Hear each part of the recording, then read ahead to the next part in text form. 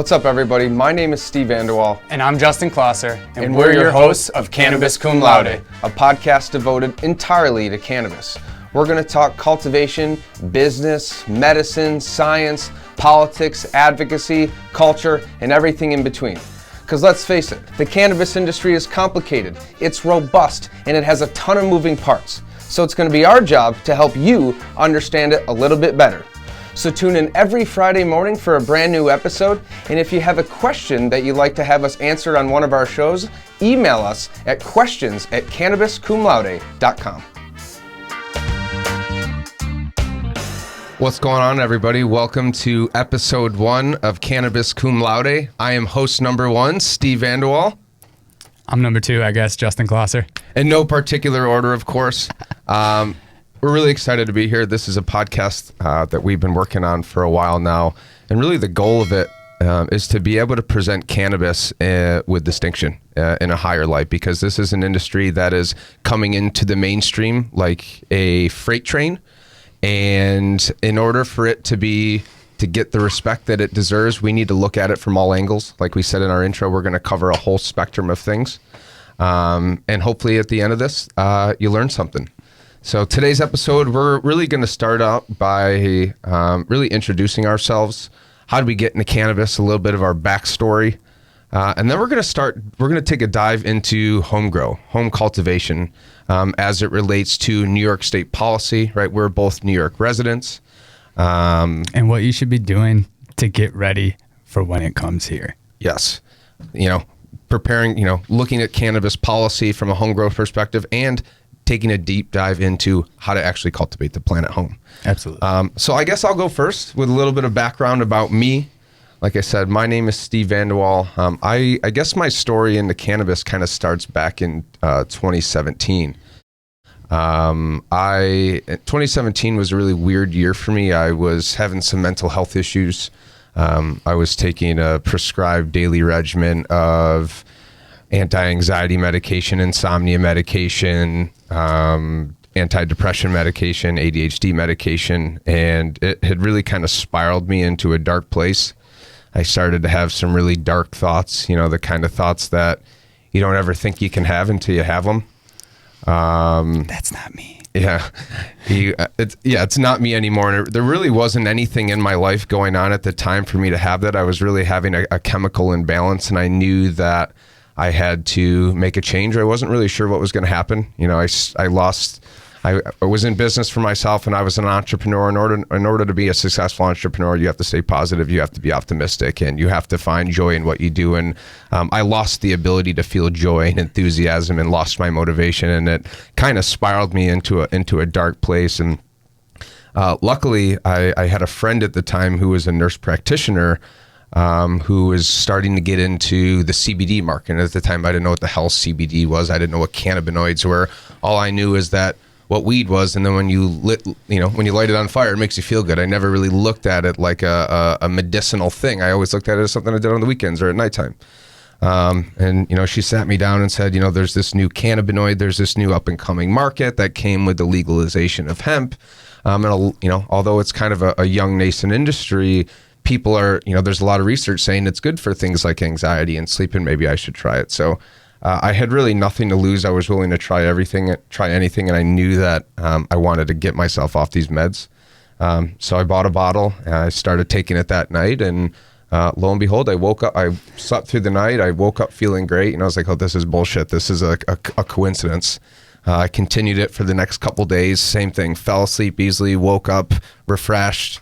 I was like, okay, I think this is really something. So at that time, what I started to do was every night before after I took my CBD, my cannabis, I cut all my pills in half before I went to bed. And within 40 days, I had taken myself off of all of my medication. And it was at that time that I really started to look at cannabis as a medicine and started diving into the research of what is the endocannabinoid system? How do these cannabinoids work? How do you cultivate the plant? How do you process it? How do you get the medicine from it? And it led me about a year later to start my business, which I currently do in my day-to-day. I run a business called Tiva Naturals, and we formulate, manufacture, and distribute full spectrum cannabis and botanical wellness products, really with the goal of helping people who were struggling with the same shit that I was. Hell yeah. So over the next couple of years, I learned how to cultivate. I learned how to extract. I learned how to kind of started looking at the other world of non-cannabis botanical medicine and realized that the power of plant medicine is profound. It is something that has not gained a lot of mainstream because it's always kind of been talked about as hippy dippy, spiritual energy this, but there is real science behind plant medicine, and it is my opinion that is the future of health and wellness. I started getting into the advocacy world. I was a founding member of Rock Normal and their number 2 guy for a long time. Really started to understand cannabis policy. I got really involved at the state level and some at the federal level. I founded a couple podcasts.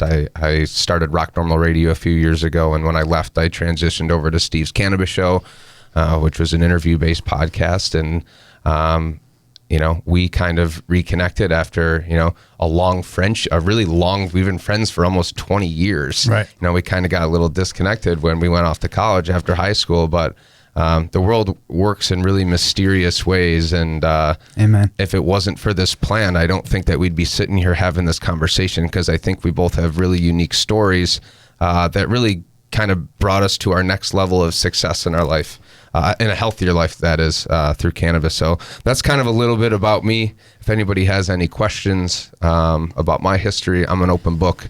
I have nothing to hide. I think there's a lot of people out there that struggle with the same things that, you and I have struggled with the past, and, have found light through cannabis. And if there's anything that I can ever do or any comfort that I can provide anybody, I'm here to talk. So that's my spiel.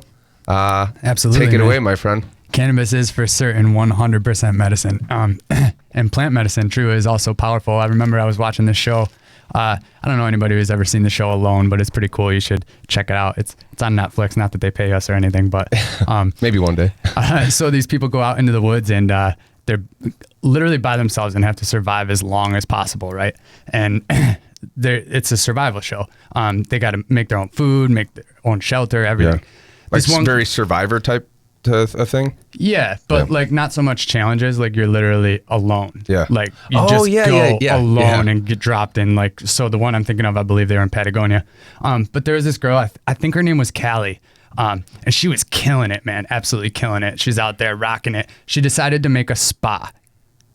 She made herself like a sauna in the woods. No lie. Awesome. And then she decided to get naked and get in there.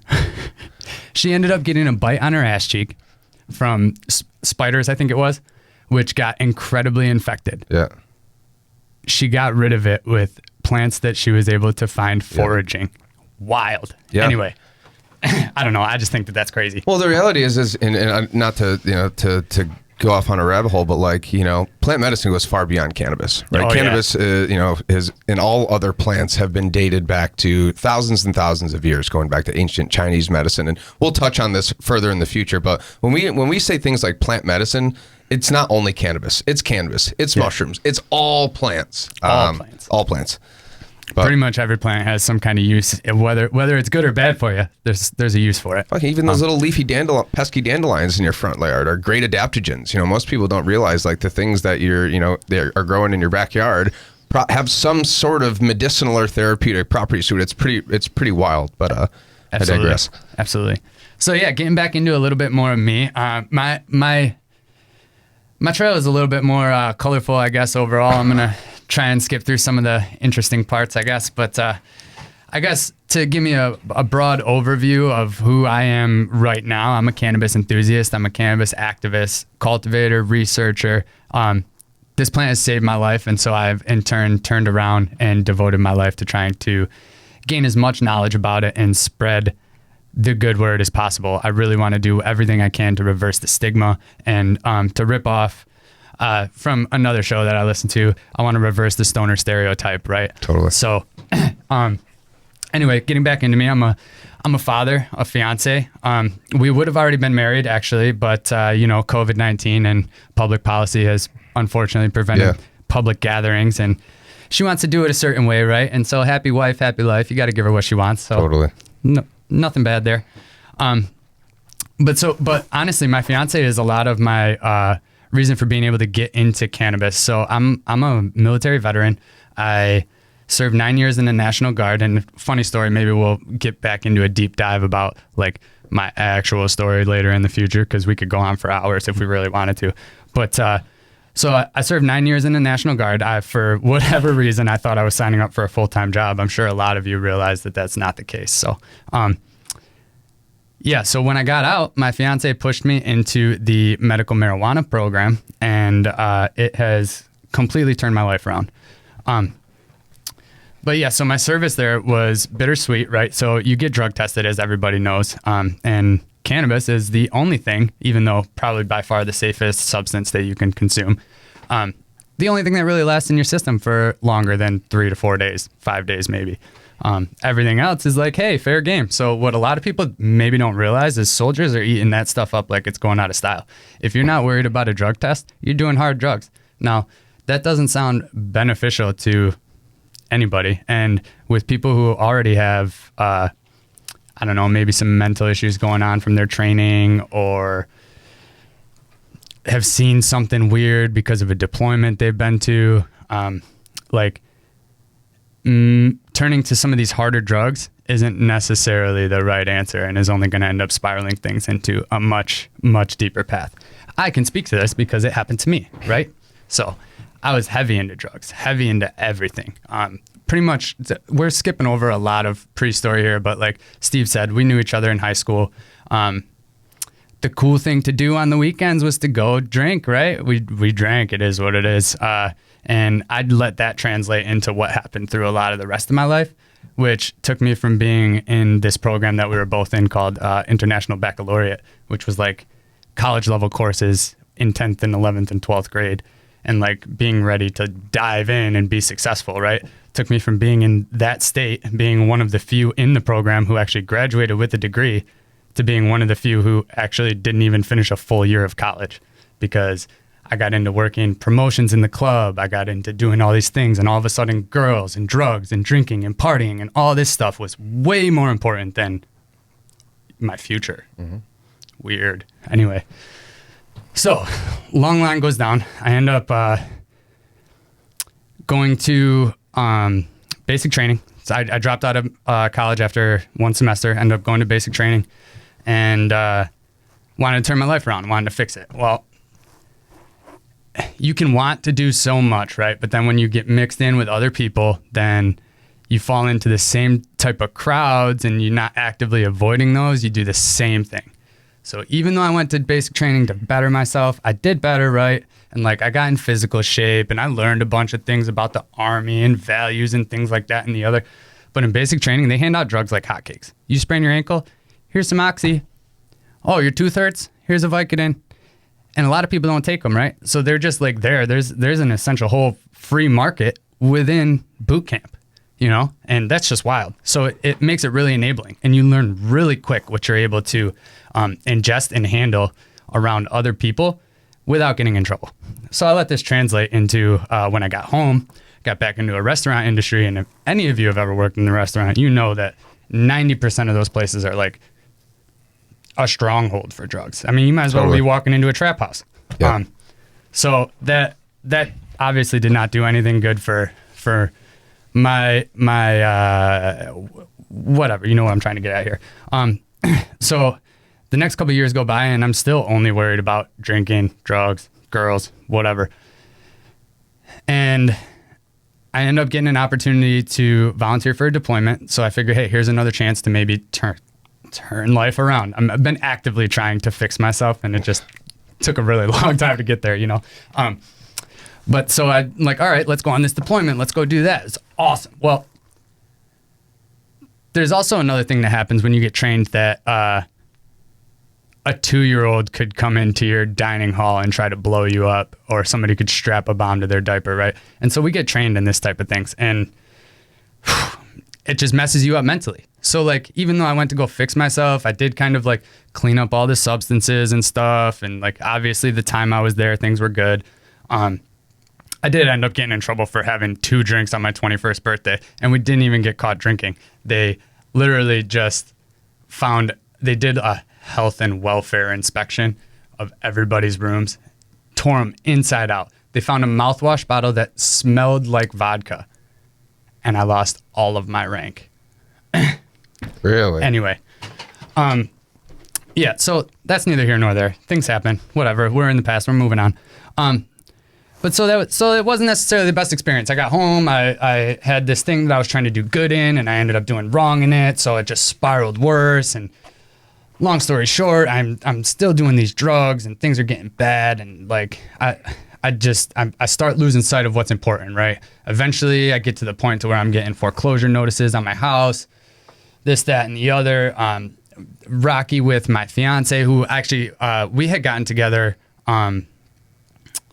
just prior to me deploying, and which she's an absolute angel, saint, whatever. She's amazing. She waited through the deployment. She waited through all my BS of being a drug addict, you call it PTSD. Like, I don't like to call it that because it's not like I had to deal with losing a fellow soldier or anything. There's people who went through a lot worse than me. We did get shot at a little bit, but nothing crazy, you know? And like, so I don't know, but at the end of the day, if you diagnose it, they say it's PTSD. So for the general purpose here, we'll call it that. So she dealt with all that and dealt with me being who I am. We ended up breaking up just because I needed to fix myself, right? I got into a dead place. Got back together, and now we're back to where I told you before. She convinced me to get into the medical marijuana program. Quit drinking. Quit drugs. Literally have not done a single drug since I started getting in the medical marijuana program. And I decided to go back to school, got a degree. That ended up turning into me being chosen for the SUNY Chancellor's Award for Student Excellence. I reached the top tier of the Coca-Cola academic team. I was president of our horticulture club at school, and we ended up raising more money than it was a historical high for fundraising during my term being there. And I also implemented a course on vermicomposting and taught people how to make their own worm bin. Cool. And then it ended up getting me into a much higher level school, which I'm currently at, and I'm conducting cannabis research, as I mentioned briefly earlier. Yeah, so I don't know. Cannabis is just completely 100% harm reduction in my view. Obviously, I'm not going to be the guy that's going to be up here and be like, oh, cannabis is amazing. It is, but there are downfalls, right? Like, you do have a little bit memory loss. It does make you a little bit lazy in some scenarios, not everybody, but in some scenarios a little bit lazier. It may make you a little bit more space case. That's fine. So my whole thing is harm reduction, right? A couple of years back, I was doing every hard drug you could imagine. Now I'm not touching any of them. I don't know. Harm reduction is huge, man. It's like one of these. I think we need to get away from this whole abstinence is the key to being clean and pure. It's like, if you are somebody who naturally seeks out substances or has something, like, it's not, that doesn't ever go away, but it's all about, like I had done some work with the harm reduction community in Binghamton, who's really this organization called Truth Farm, which is amazing. But they're really, opiate epidemic focused, and they're saying sometimes people who have addiction issues, they're always going to be there. And if you try to curb them and say, just be abstinent, it doesn't work. Let's find other tools that will satisfy those cravings or those needs that are low risk. I mean, the risk profile on cannabis compared to the upside is, I'm not sure there's another substance on the planet that has such potent therapeutic and medicinal benefits with such a low risk, right? Because no, this isn't news. Cannabis has never killed anybody before. Okay, somebody could argue, okay, well, this person died in a car accident and they had cannabis in their system. Okay, well, what if they smoked it 2 weeks ago? But it is impossible to overdose on cannabis. Your body is not wired. It's not like you drink too much alcohol and your CNS, gets flooded with alcohol and you shut off, right? It literally shuts you off. Cannabis doesn't work like that. It doesn't work like oxy. It doesn't work like opiates. It's a safe plant that you can grow in your backyard. So I like that you brought up harm reduction, because that is, in a lot of this, the pushback that we got in the advocacy community. We're like, well, why do we, we're in the middle of an opiate epidemic. Why do you want to legalize and introduce another drug? Okay, well, first of all, that's ignorant. Yep. Second of all, it's harm reduction, right? Mm-hmm. If you had to pick two substances to curb whatever thing that you need, are you going to pick OxyContin or are you going to pick cannabis. Right. And the slew of, I mean, I don't want to get too much into this, right? Because I'm sure this is definitely coming down the pipeline, the endocannabinoid system. But just the fact that that system itself regulates all the other systems in your body, like you're literally fixing anything that's wrong with you. Like it's the idea is to target almost anything that is wrong with you. That was probably the thing that got me most enthused about cannabis, is that we literally, human beings, really any animal that comes with a backbone, any vertebrae is wired with an endocannabinoid system. And this is, you think about it like your master management system. It's almost like your body's thermostat that keeps all these other body systems in check. You know, if you go back to 7th and 8th grade health class, when we were learning about the human body, you know, things like the immune system, the circulatory system, the respiratory system, all these, you know, physiological systems that make up human beings. Well, there's one master regulatory system that keeps all of these things in check, and that's your endocannabinoid system. And this system is nourished by cannabinoids. And you guessed it, cannabinoids come from cannabis. So I always tell people it's almost like human beings are biologically wired to use cannabis, right? Which is crazy to think that it's been incarcerating people for the last 80 years and ruining people's lives. But that's a whole nother story. I don't want to bring religion into it too much, but if you are a religious type person, what do you think the burning bush was? I'm and quite honestly, I'm personally not a religious practicing person, but I grew up with it in my whole life, and I just feel like that's got to be what the story was referring to, right? Like, come on. I think that there are some references. Like, I'm not super religious either. I respect if you are. Absolutely. But there are some biblical references, I want to say in the Old Testament, that refer to some sort of like cannabis oil. I have to educate myself, and maybe we could have a more cannabis and that religion focused episode in the future. But the short of it is, cannabis is everywhere. It's been around in history. None of this is new. And we're going to do our best to kind of highlight the big picture ideas in cannabis. If you're I don't know, a father, a deacon, a pastor or something, and you have experience with cannabis and you want to come on the show, please hit us up at questions@cannabiscumlaude.com. Absolutely. So that's our introductions. Nice to meet you. Nice to meet you as well, Steve. Nice to be met. So really what we want to talk about today, something that is super pertinent, is home cultivation. New York State is, I believe, as close as ever to legalizing cannabis for adult use. I think we probably would have done it last year if it wasn't for COVID. But this year, it really looks like it's going to happen. But then again, it's the same old song and dance, right?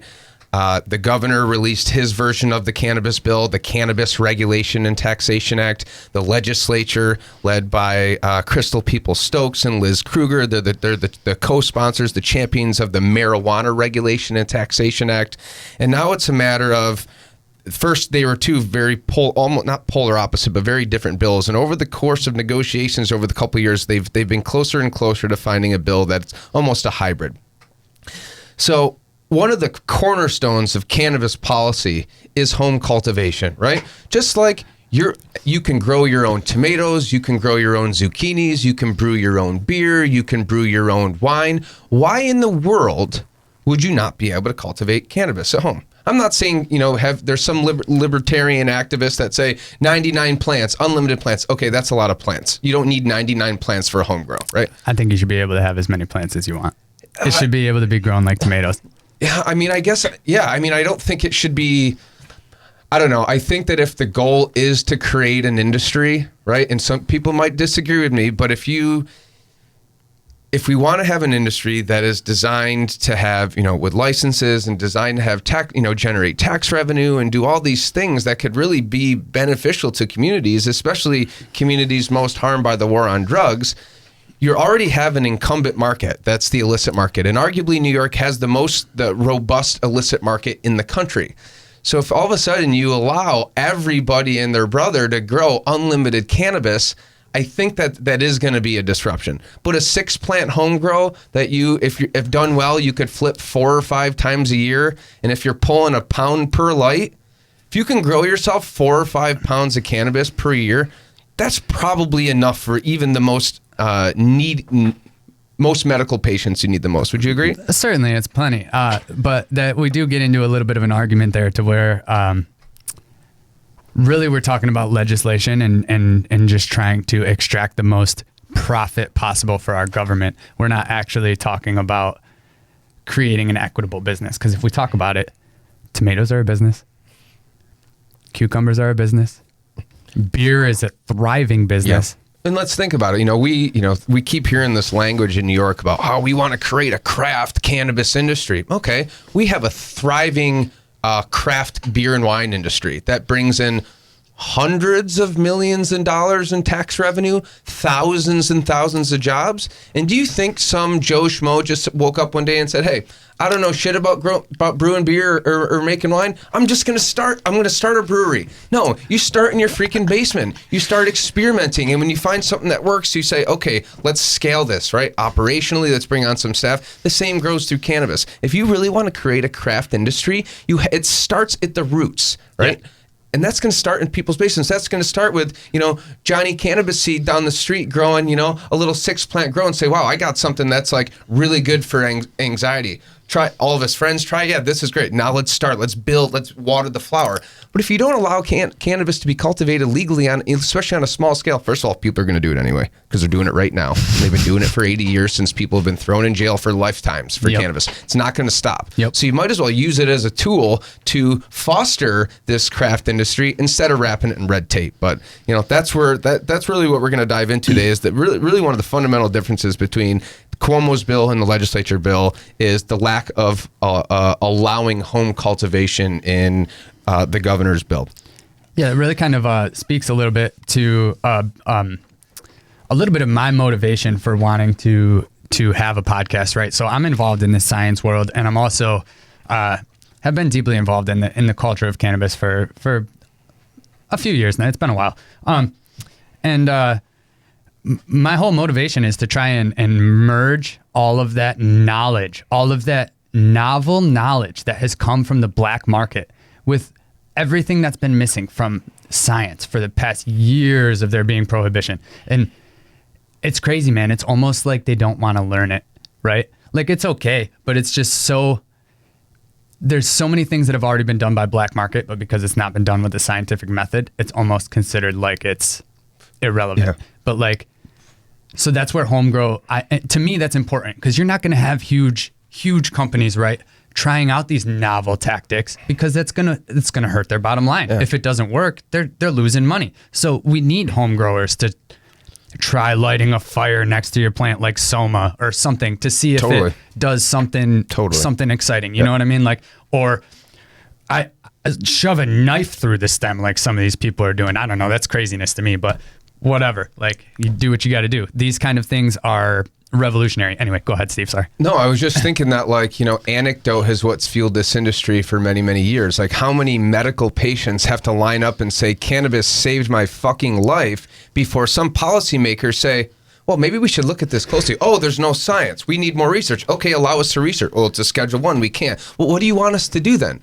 Same goes with cultivation. Think about if you had, let's just pretend 1,000 small home cultivators in the entire state of New York. That's an R&D army of 1,000 growers, right? If I'm running a cultivation facility and I want somebody to say, hey, I think I got something, come to me. Okay, let's figure out how we can license it. Let's think about how we can take this to scale, right? It is already very difficult to make money in the cannabis industry, especially with some of these states that levied astronomically high taxes, right? Which we're headed towards. So then you look at R&D, which is another expense. Are these cannabis companies going to want to foot a huge bill for R&D? Maybe, hopefully, but that does cut into your bottom line. So what we need to start looking at home cultivation is R&D, right? Mm-hmm. Not to mention, it's your fundamental right to grow something. And chances are that person's not going to be competing with the market, right? Because I'm sure there's going to be people who are going to do it right, but the crop's probably not going to pass any sort of testing that had to go to be able to go to recreational market or anything like that, right? There's an inherent unknown when you get it from somebody who's not in a regulated market. So that in itself is going to drive all of those people who are skeptical of cannabis to begin with to go to the regulated market. It reduces that competition. People who are going to be growing it, chances are already are. 95% of 65-year-old grandma growing her tomatoes aren't going to be like, oh, let me go throw a cannabis plant in my garden. And let's be honest, okay? It is a plant. You can throw a seed in some soil and throw some water and it's going to grow. But growing medical grade cannabis is an art, is a science. It takes a lot of equipment. It takes knowledge. It takes time.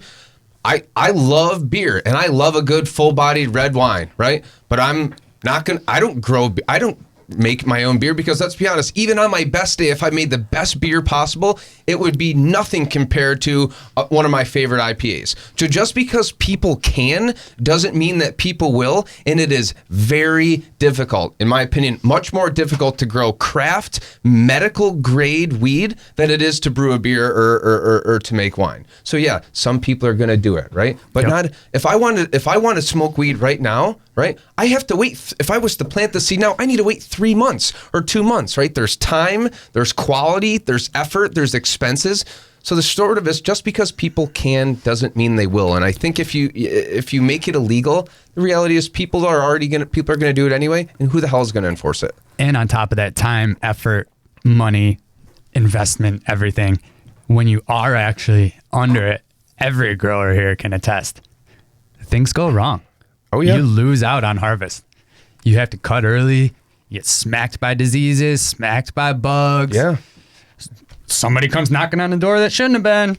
Oops, time to chop. Guess Yeah. what? I just lost all that Totally. time and money. So like, there's a lot of reasons why people would or wouldn't want to be in it. And quite honestly, I don't know a single toker, cannabis consumer, connoisseur, whatever you want to call them. I don't know a single person who's like, yep, that one strain, that's it. That's the one. Only one I'm going for.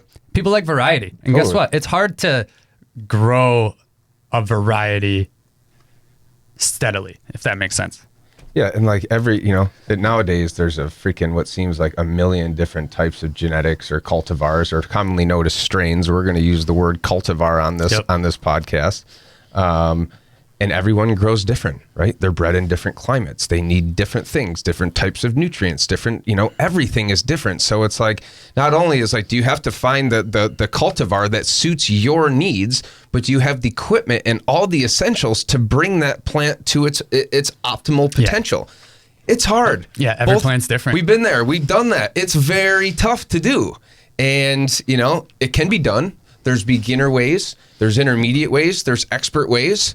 And, if with a little bit, the good news is that with a little bit of education, people can grow medical grade cannabis in their freaking house. I mean, allegedly, the first time that I ever pulled off a harvest, it was wrong. There's no other way to put it. Everything was wrong, and it still came out. But like, the difference between that and something more recent is it's tenfold. It's amazing. But moral of the story is like, with a little bit of education, a little bit of time, a little bit of effort, you can kill it. And even without that, you can do pretty okay. Yeah.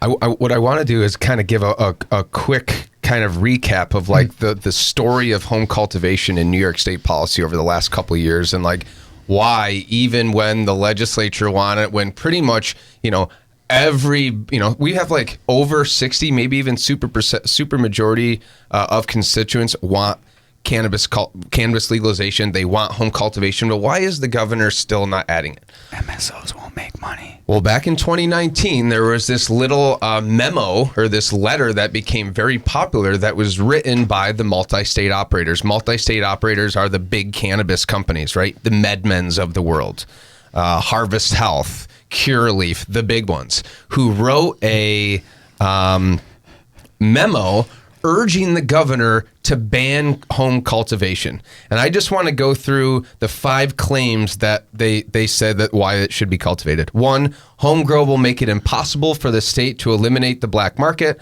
Home grow will make it impossible for law enforcement to distinguish between legal and illegal products, thus frustrating enforcement officials. Home grow will undermine the state's harm reduction goal of ensuring that cannabis sold in New York State is grown without noxious pesticides or other contaminants. Home grow will undermine the state's public health interest in ensuring that cannabis sold in New York State is tested, packaged, and labeled correctly. And home grow will cost the state tax revenue, thus hindering the state's ability to fund priorities such as drug abuse treatment and community reinvestment, which we all know are big priorities of the multi-state operators, okay? what this says to me, when I look at this, and you know what I say? Bullshit.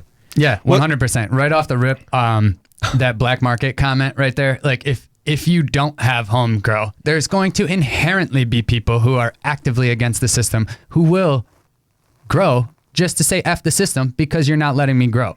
They've been doing it for 80 years. Doing it already, going to keep happening. If you allow home grow, guess what? Now it's okay for them to do that. Now Tom, Dick, and Harry don't have to go and meet somebody in a parking lot. They could either grow their own plant or go to a dispensary. Whoa, wow. And hey, if you want to mitigate the illicit market, right? Remember, we have an incumbent market that's already here that's not going to go away, and it's going to act as the guiding hand that dictates, is the legal market going to thrive or falter? If you want to compete with the illegal market, you need to do two things. You need to create high quality cannabis, and you need to make it affordable, right? And it doesn't even have to be cheaper than the illicit market, right? It can even be a little bit more expensive, right? We look into other states where, after tax rates are said and done, markets that are thrive even see legal market prices like 10 to 12% higher. Yeah. So it's not like you have to start a price war, but you go to these multi-state operators, you're paying, $90 to $100 for a half a gram of concentrate. There's no flower allowed in the medical market. There's a huge lack of transparency. You're not getting full lab results, cultivar information, terpene information. So a word to the MSOs, quit the bullshit pretending like home grow is going to, completely disrupt the legal market. Make better products at more affordable prices, period. Yep. And the second bullet point there, home grow will make it impossible for law enforcement to distinguish between legal and illegal products. Outlawing home grow is what makes their illegal and illegal or legal and illegal products. Yeah, we shouldn't be recriminalizing cannabis. It should literally, if it's going to not be illegal, if we're going to lift prohibition, lift it. Let's lift it. You want to put a couple regulations on there to make sure kids aren't getting involved and things like whatever. Do what you got to do. I get it. As I said before, I think it should be like tomatoes. Personally, I think when you put rules on things, it entices people, especially children, to go towards them. It's like saying, hey, see that big red button right there? Don't push it. I'm going to leave though. Totally. Yeah. It's, I do think that, we need to be doing our best to make sure that cannabis doesn't fall into kids too young of age. I get that. I think that, originally so the governor had just made amendments to his bill, right? Last month in January, the budget was released, and in there was tucked in the Cannabis Regulation and Taxation Act, the CRTA, with had made some revisions. And still, part of legalization is full decriminalization, and there was a law in there that if you were a legal dispenser and you sold cannabis to a minor, it was a Class D felony. Even on a fake ID type situation? I think so. Wow. That's wild. So the good news is that he got a lot of pushback from advocates, right? Especially a lot of the criminal justice and criminal reform advocates saying the point of this is to legalize, not to recriminalize under a different narrative. And he did adjust it, right? I think maybe it's like a Class A misdemeanor. I have to go in and fact check myself, but it's no longer a felony, right? Fine. But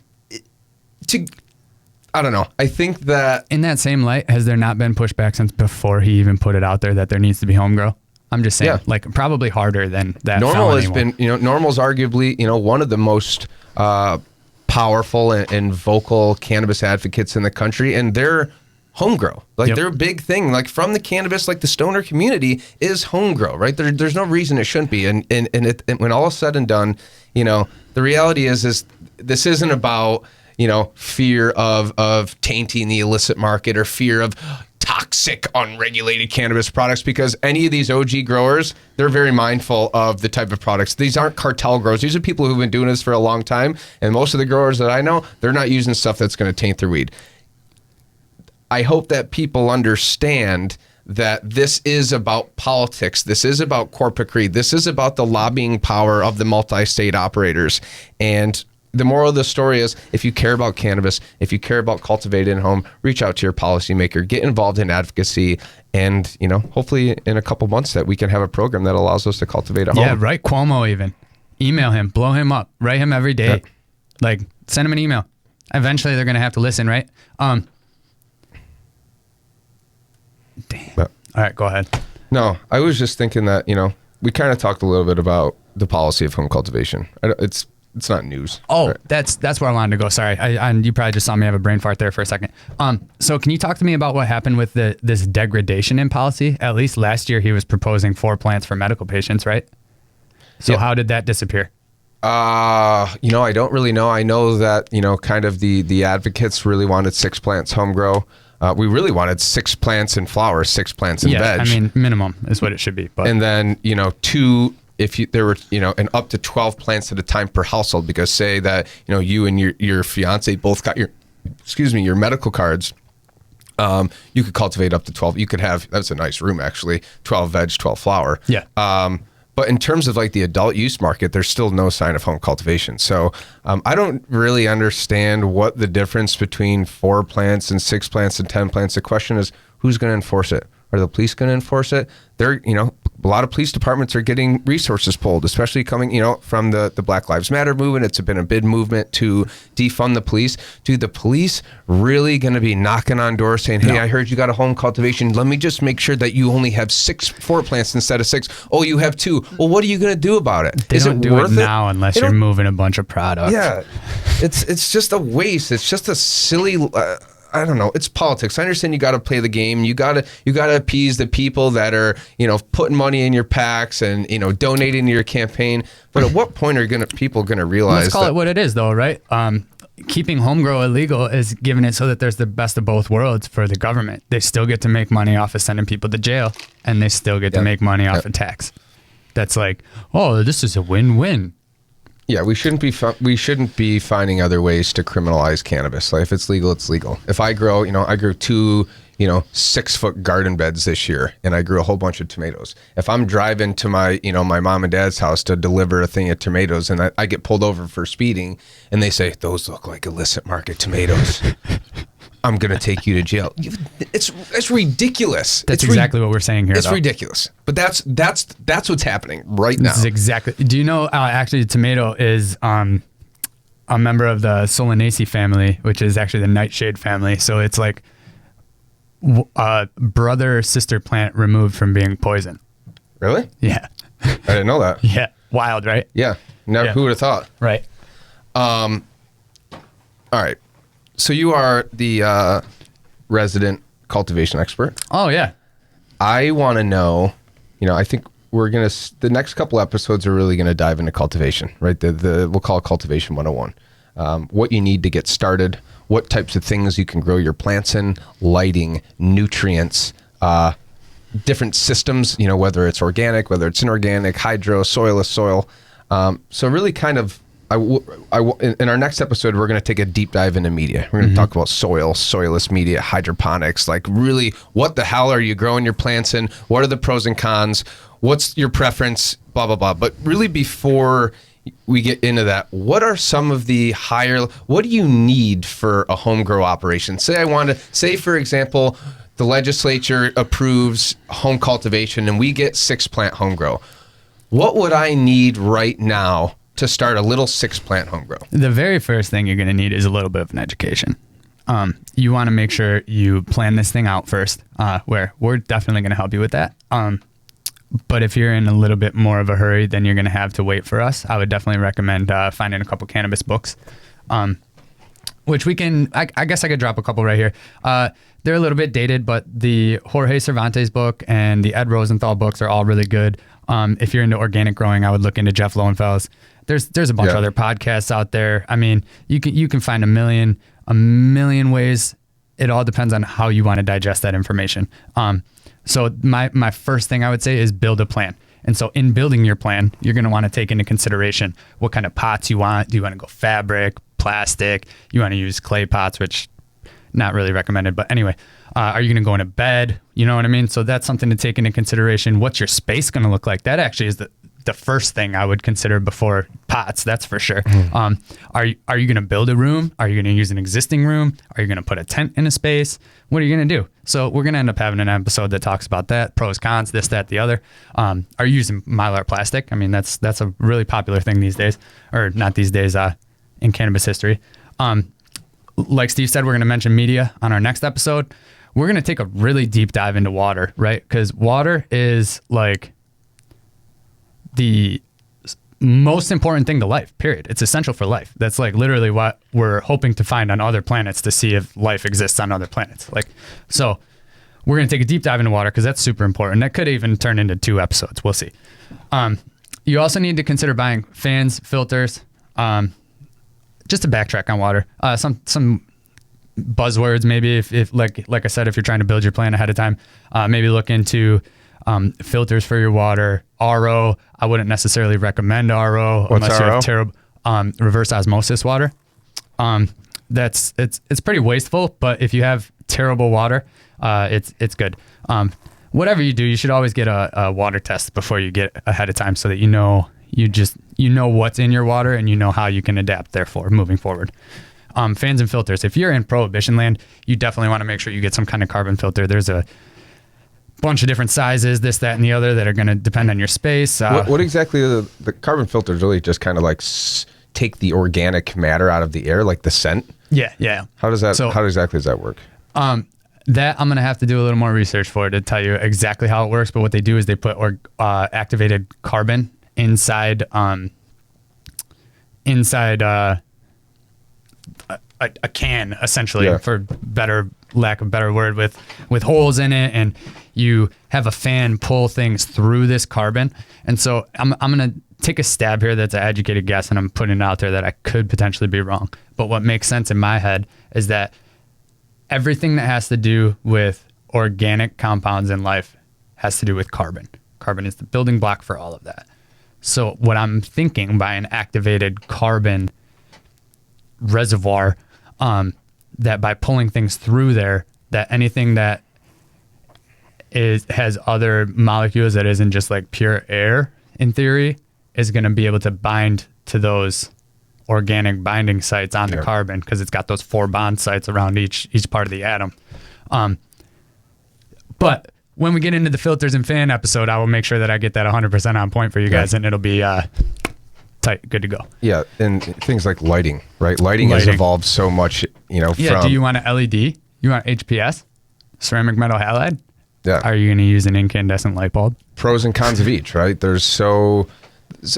I think the reality is there are, if this already wasn't, a little bit overwhelming and like just equipment that you need and different options for equipment, you go into any hydroponics store, right? You're going to be overwhelmed. It's awesome, and there's a lot of shit out there, but you go and, there's tons of lighting companies and filter companies and companies that make tents and companies that make pots and fabric pots and companies make soil and all this stuff. So really what you need to figure out, like you said, is plan it out. What do you want to do, right? If you're a beginner grower, when I first started, soil's easy. Soil buffer. Plants are made to be grown in soil, right? Pros, it's pretty much already you can buy soil in a bag that's already loaded with all the organic amendments that you can need, your nutrients, your phosphorus, your potassium, your micronutrients. You add some water to it, you change your light cycle, you do your veg light cycle, your 18-6, you switch it over to flower after a few weeks to 12-12, and then you dry it and cure it, and you got some cannabis, right? That is a really great way to cultivate cannabis from a beginner level. But when you start looking at the industry and you start looking at commercialization and things like, maximizing yield, maximizing efficiency, sustainability, disease management, all these things, you can really get in, to some really crazy methods like hydroponics, aeroponics, deep water culture. Aquaponics is really cool. Really cool. So we're going to get in all that. And I'm excited about it because, I'm still a beginner grower. I've worked with soil. I've done some outdoor stuff in the hemp realm. I've done some indoor stuff in the cannabis realm. And I'm still learning. The good news about this industry and growing is that there is nobody that knows everything, and anybody that says they knows everything is full of crap, because it is complicated, it's robust, and I'm Italian, so I like to use the pasta sauce recipe, right? My uncle is a chef who owns a restaurant. My mom makes an amazing sauce. My nanny made an amazing sauce. All my relatives have their own sauce, and at the core of it, they're all essentially the same ingredients, right? But then when you look at different brands and different techniques and different, variations, every single pasta sauce that you have is going to taste different, even though they're almost fundamentally the same. The same thing goes with cannabis cultivation, right? Even if you're growing soil, if you add, what happens if you're using blood meal versus feather meal versus, adding a microbial, right? There's endless things that you can do when cultivating cannabis that is going to change your end product. And we're going to do our very best to get to the bottom of all of it. Yeah, I just want to I dove right in there. I just want to add throating the mic. I just want to add a couple more things that are and only because this is by far the most important thing for you to look into when you are ever going into growing, and that's your genetics. You absolutely need to research your grower, research what they're doing, or not your grower, your breeder. Obviously, if you're growing, you're going to be the grower. But research your breeder, research what they're doing, see what their practices are.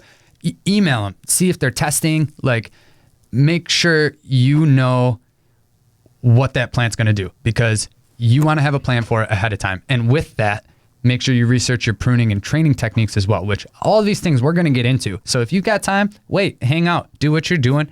We'll get to it. You're going to love it when we get there.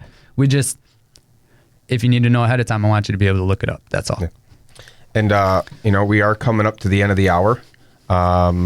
Next week's episode, we're going to take a deep dive into substrates, which are plant growing media, right? Is it, are you growing in soil? Are you growing in a soilless, like a perlite, a vermiculite, or a peat? Are you growing in hydroponics? If you have questions regarding that, if you're a home grower, you're confused about you have a question about your current operation, you need some advice, send us an email at questions@cannabiscumlaude.com. And we'll do our best to answer it on air for you next week. So I want to give a huge shout out to our podcast studio, Rockvox. They are a full podcast production studio headed by our good buddy, Scott Fitzgerald. Voiceovers, podcasts, video. It is a turnkey solution for everything. Really, video and audio media. They're handling all this. We would literally never be able to bring a podcast of this high of quality without them. So if you're in the market to start a podcast or you need some voiceover stuff, reach out. Rockvox Media.